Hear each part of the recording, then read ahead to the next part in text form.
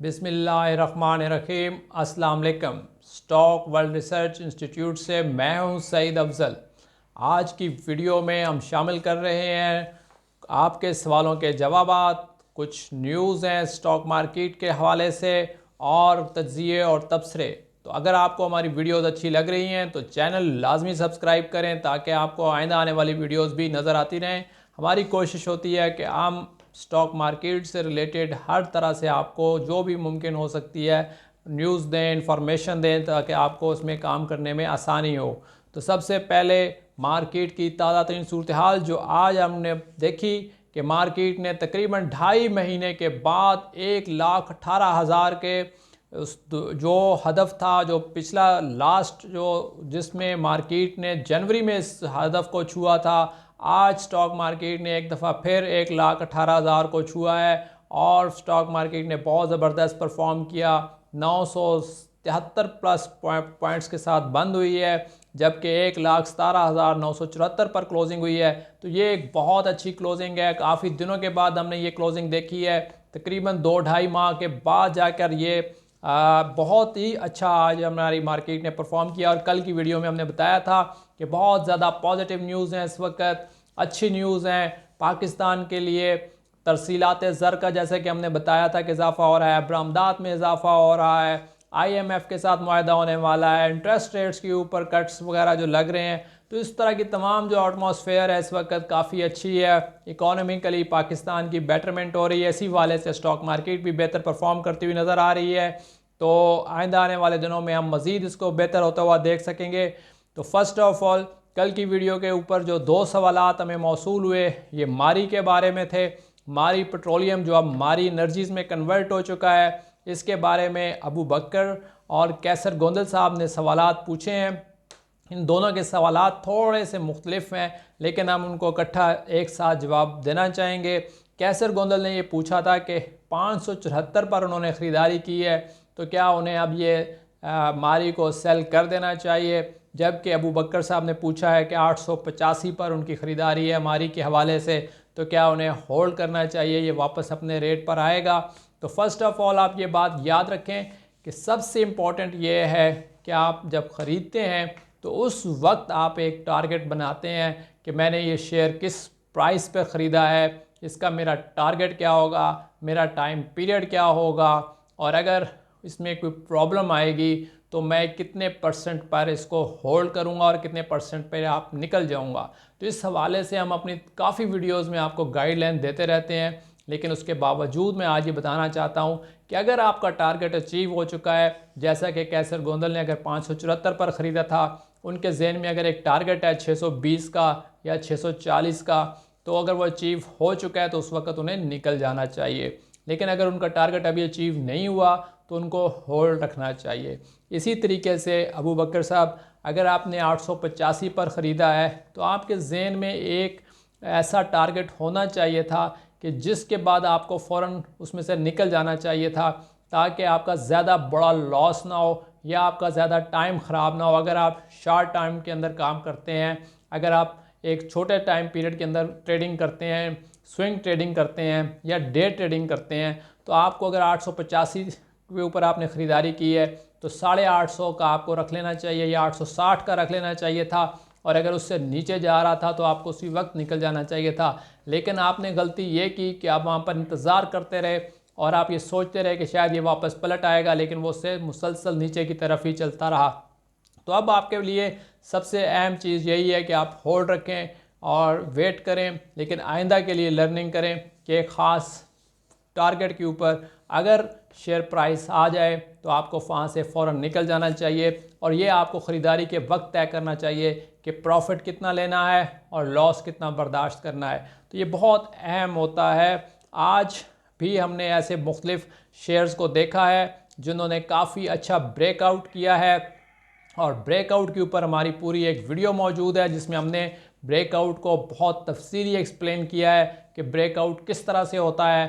अगर ऊपर की तरफ शेयर प्राइस अगर ब्रेकआउट करती है, वो अपनी एक रेंज को तोड़ती है, जिस रेंज के अंदर एक मुसलसल शेयर प्राइस मूव कर रही होती है, तो उसको हम ब्रेकआउट कहते हैं। और इसी तरह से अगर नीचे की तरफ तोड़ता है तो उसको हम नीचे की तरफ ब्रेकआउट करते हैं। लेकिन इसके ऊपर पूरी तफसीली वीडियो सिर्फ ब्रेकआउट पर मेरी मौजूद है।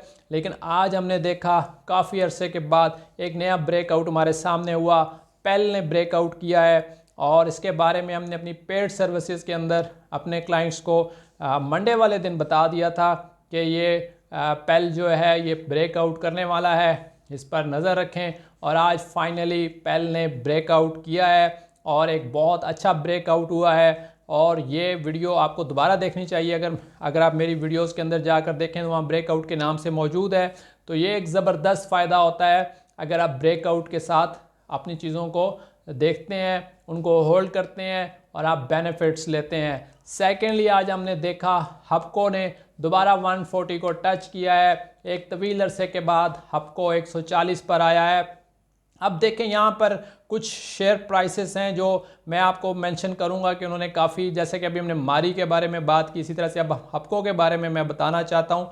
हपको या टॉमसल के बारे में आप देख लें, TOMCL, उसने जो एक काम किया है वो ये कि देखें अब 30 से वो 36 पर आया है। इसी तरीके से हपको आज 140 पर आया है। आज से चंद माह पहले यहाँ पे हमारे स्टॉक मार्केट के अंदर इन्वेस्टर्स में बहुत ज़्यादा बेचैनी थी और जब हपको ने 100 को तोड़ा था तो बेशुमार लोगों ने उसको सेलिंग पे लगा दिया था और सेल कर दिया था और अपना स्टॉक छोड़ दिया था।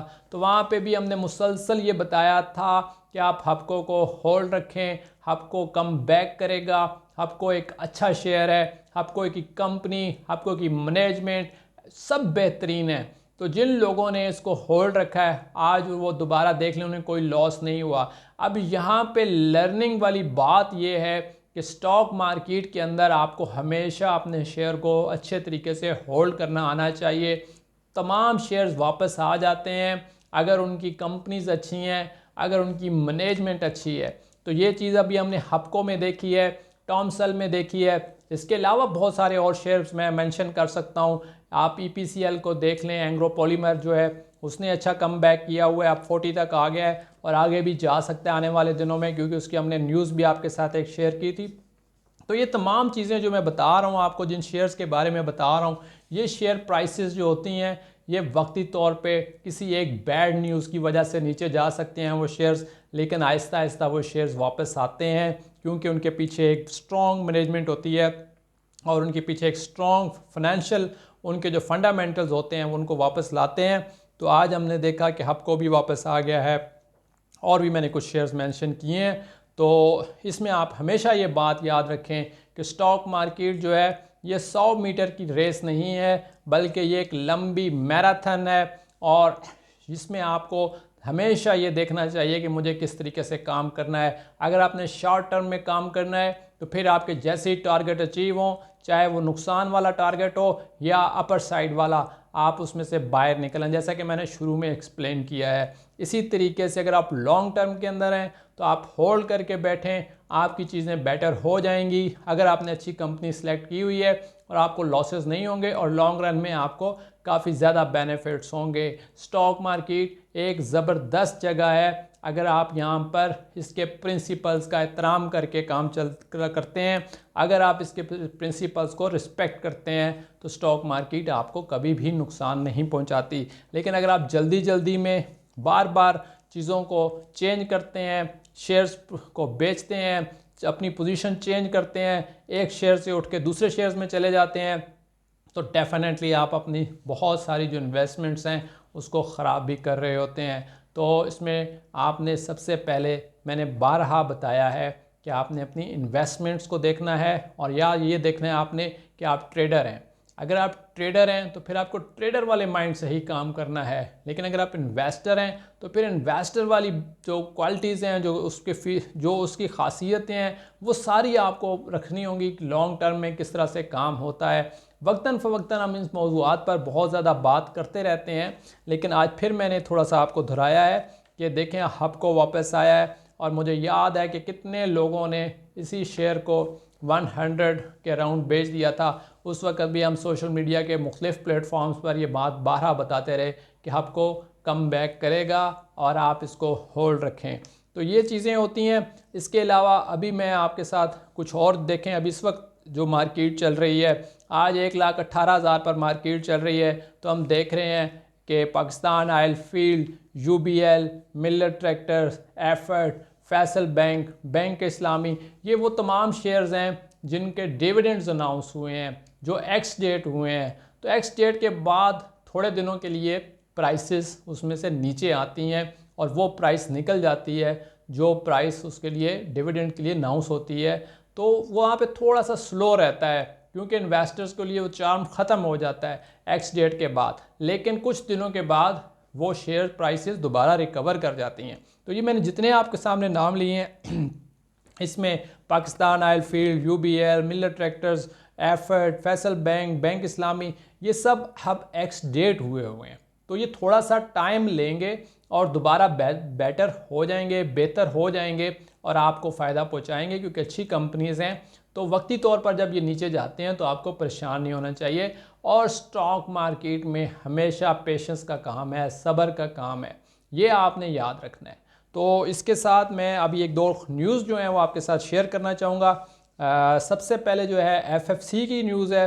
FFC ने 4 बैंकों के साथ शराकत की है कि वो किसानों को 1 अरब रुपए तक की मावनत करेंगे। फंड्स कायम किया है उन्होंने जिसमें वो 5 लाख कम से कम जो है वो एक छोटे किसान को देंगे और जो ऐसे किसानों की मावनत करेंगे जो अपनी ज़मानत नहीं दे सकते या जिनके पास कोई ज़्यादा रिसोर्सेज नहीं है छोटे किसानों की मदद करने के लिए। FFC एक बहुत बेहतरीन कंपनी है, कैश इन रिच है, कैश फ्लो बहुत अच्छा है। इस कंपनी के अंदर अगर आप इन्वेस्ट करते हैं और जिन लोगों ने 20 साल पहले इन्वेस्ट किया है या 5 साल पहले इन्वेस्ट किया है उन्होंने बहुत अच्छे रिटर्न्स कमाए हैं। तो FFC एक बेहतरीन कंपनी है। इसके बाद बिग बर्ड फूड लिमिटेड की तरफ से एक अच्छी न्यूज़ आई है। BBFL उसने आज ऐलान किया है कि वो 3 मेगावाट का सोलर सिस्टम जो है वो बना रहे हैं जिससे उनके अखराजात में कमी होगी, जिससे उनकी प्रॉफिटेबिलिटी बढ़ेगी। और हम पिछले 2-4 सालों में देख चुके हैं कि स्टॉक मार्केट में जिन कंपनीज़ ने भी अपने अखराजात में कमी की है और सोलर सिस्टम लगाया है उससे उनकी प्रॉफिटेबिलिटी बढ़ी है, उससे उनके इंतज़ामी अखराजात बढ़े हैं और उससे उनकी शेयर प्राइसेस में भी इजाफा हुआ है। तो ये एक अच्छी न्यूज़ है। आज की वीडियो को हम इख्तिताम करना चाहेंगे। आपको वीडियो कैसी लगी? आपके कोई भी सवालात हों तो आप कमेंट्स में लाजमी पूछें, आपको इंशाल्लाह हम ज़रूर जवाब देंगे और आपके सवालात जो हैं अगली वीडियो में शामिल भी करेंगे। और इसके अलावा अगर आपने चैनल अब तक सब्सक्राइब नहीं किया तो लाजमी सब्सक्राइब कर लें। बहुत शुक्रिया। अल्लाह हाफिज़। अस्सलाम वालेकुम।